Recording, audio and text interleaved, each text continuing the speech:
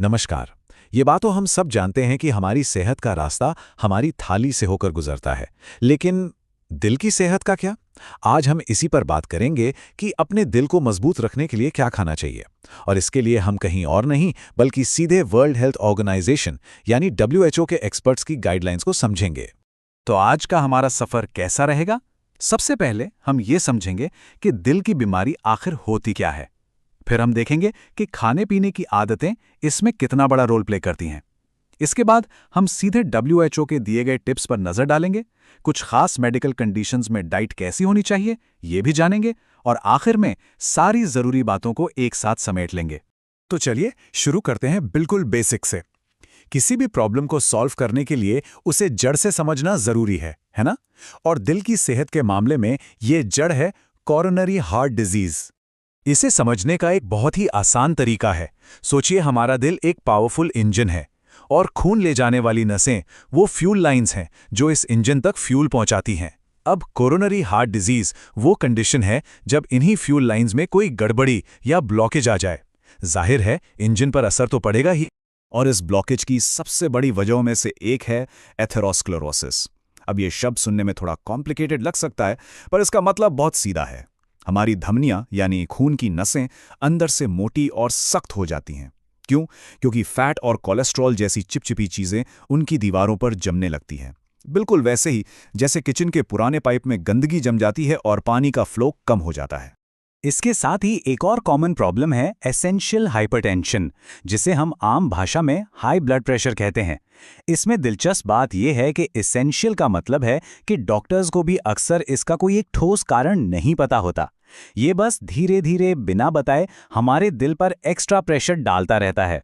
तो इन सब medical terms का हमारी रोज की जिंदगी से क्या कनेक्शन है? कनेक्शन बहुत गहरा है और वो जुड़ा है हमारी खाने की प्लेट से। चलिए अब जरा ये देखते हैं कि जो हम खाते हैं उसका हमारे दिल पे सीधा असर कैसे पड़ता है। देखिए, ये एक सीधी और सच्ची बात है। कई बार हमारी आदतें ही हमारे लिए सबसे बड़ा खतरा बन जाती हैं। गलत खान-पान, बढ़ता हुआ वजन और एक ही जगह घंटों तक बैठे रहने वाला लाइफस्टाइल, ये तीनों मिलकर हमारी धमनियों के दुश्मन बन जाते हैं और एथेरोस्क्लेरोसिस के लिए एक तरह से रेड कारपेट बिछा देते हैं। तो सवाल ये उठता है कि अगर प्रॉब्लम हमारी आदतों में है तो इसका हल क्या है? अच्छी खबर ये है कि इसका हल भी हमारे बहुत करीब है, हमारी अपनी किचन में। तो चलिए अब सीधे जानते हैं कि दुनिया के सबसे बड़े हेल्थ एक्सपर्ट्स WHO इस बारे में क्या सलाह देते हैं। ये जो आप देख रहे हैं ये सीधे WHO की ऑफिशियल रिकमेंडेशंस हैं। अब इसमें बहुत सारे नंबर्स और टेक्निकल डिटेल्स हैं, तो हर एक लाइन को पढ़ने की ज़रूरत नहीं है। हम इसमें से जो सबसे काम की बातें हैं उन्हें एक एक करके आसान भाषा में समझेंगे। सबसे पहला नंबर है कोलेस्ट्रॉल का। WHO का कहना है कि एक दिन में 300 मिलीग्राम से ज़्यादा कोलेस्ट्रॉल नहीं लेना चाहिए। अब ये ज़रूरी क्यों है?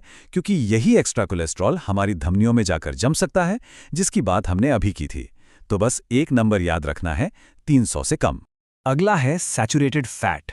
ये वो फैट है जिसे खराब फैट भी कहा जाता है, जो अक्सर मक्खन, पनीर, रेड मीट जैसी चीज़ों में मिलता है। गाइडलाइन ये है कि हमारी दिन भर की टोटल कैलोरीज में से 10% से भी कम हिस्सा इस फैट से आना चाहिए। ये सुनने में छोटा सा बदलाव लगता है, पर इसका असर बहुत बड़ा है। अब बात करते हैं नमक की। नमक यानी सोडियम का सीधा कनेक्शन हमारे ब्लड प्रेशर से है।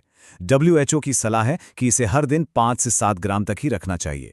ये करीब करीब एक छोटी चम्मच के बराबर है। अभी थोड़ा मुश्किल हो सकता है क्योंकि पैकेट वाले खाने में बहुत छिपा हुआ नमक होता है, लेकिन ये दिल पर पड़ने वाले बोझ को कम करने का सबसे असरदार तरीका है। अच्छा, तो अब तक तो हम चीज़ों कम करने की बात कर रहे थे। अब कुछ बढ़ाने की बात करते हैं, और वो है डाइटरी फाइबर। WHO रोज़ाना 40 ग्राम फाइबर लेने की सलाह देता है।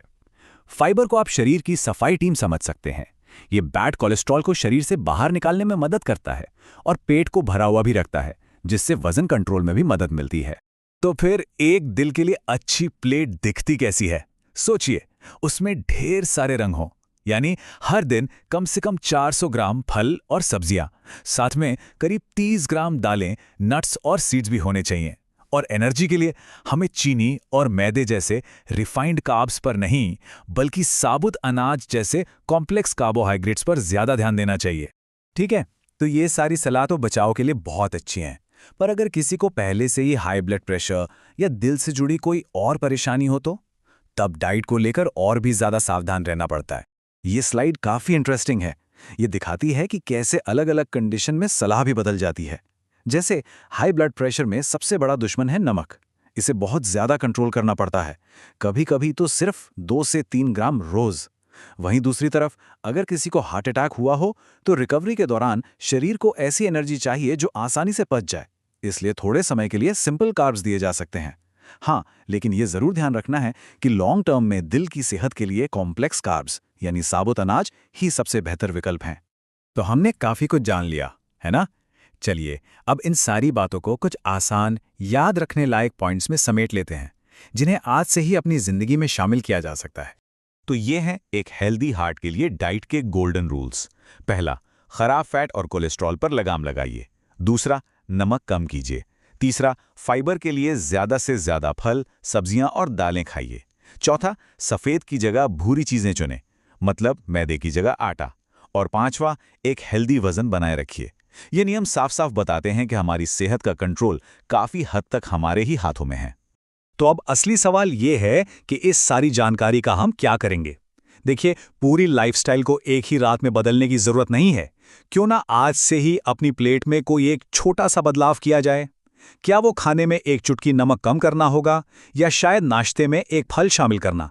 हर छोटा कदम मायने रखता है, और यकीन मानिए इसके लिए आपका दिल आपको शुक्रिया कहेगा।